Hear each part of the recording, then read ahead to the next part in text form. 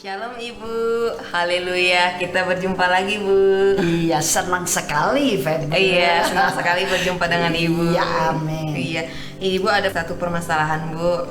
Ada orang yang memiliki ketakutan Bu, kadang berlebihan, kadang takut gelap, kadang takut ketinggian.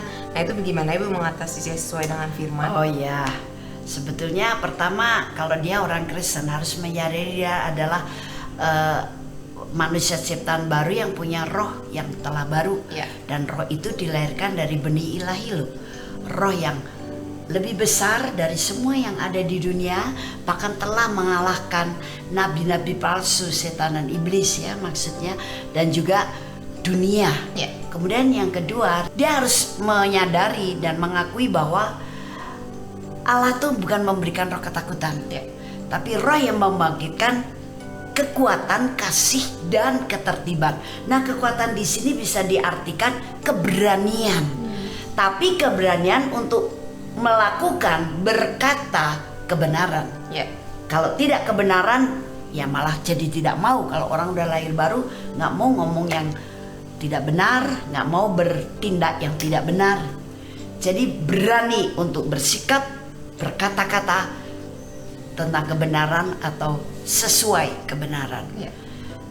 Jangan izinkan hal-hal yang terjadi dalam hidupnya. Mungkin kalau dia takut tempat gelap, dulu juga pernah dia tiba-tiba ditakut-takuti oleh seseorang. Wih, ada kuntilanak. Padahal nggak ada, itu hanya bercanda. Tapi ketika shock, ketika kaget, mekanisme di alam roh jiwa seseorang itu kemudian dirobek. Ya. Dan ketika jiwa seseorang robek, maka roh ketakutan itu masuk. Dan dalam diri kita itu ada imajinasi, ruang alam roh kita, pikiran untuk mempertimbangkan sesuatu.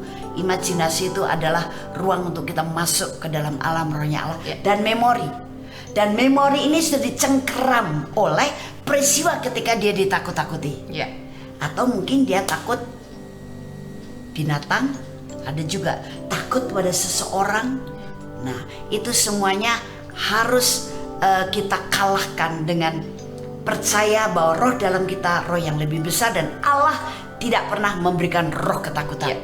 Jadi usir saja itu roh ketakutan dalam nama Tuhan Yesus. Maka setiap roh kalau kita usir dalam nama Tuhan Yesus pasti tunduk dan takluk. Dia akan meninggalkan kita. Oke. Dan pegang, Allah telah memberikan roh keberanian pada saya. Berani di dalam kebenaran. Ya.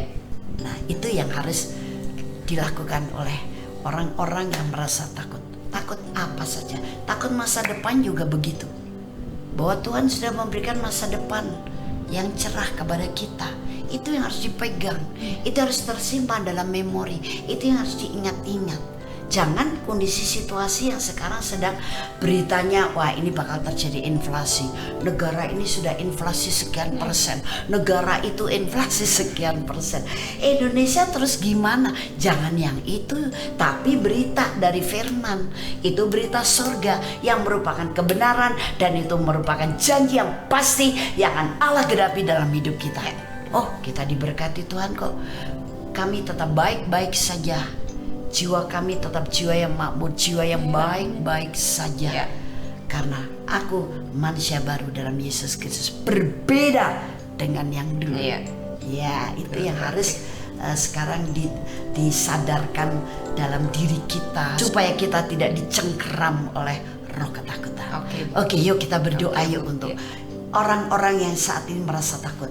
Ya. Haleluya Tuhan Yesus. Yes. Kami berdoa untuk saudara-saudari kami yang merasa ketakutan, Yeah. takut akan masa depan, Yeah. takut tempat gelap, tempat tinggi, takut sesuatu apapun, takut Yeah. binatang dan sebagainya.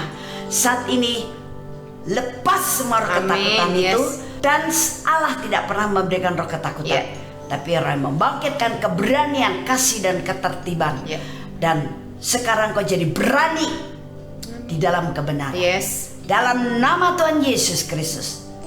Haleluya. Amin. Amin.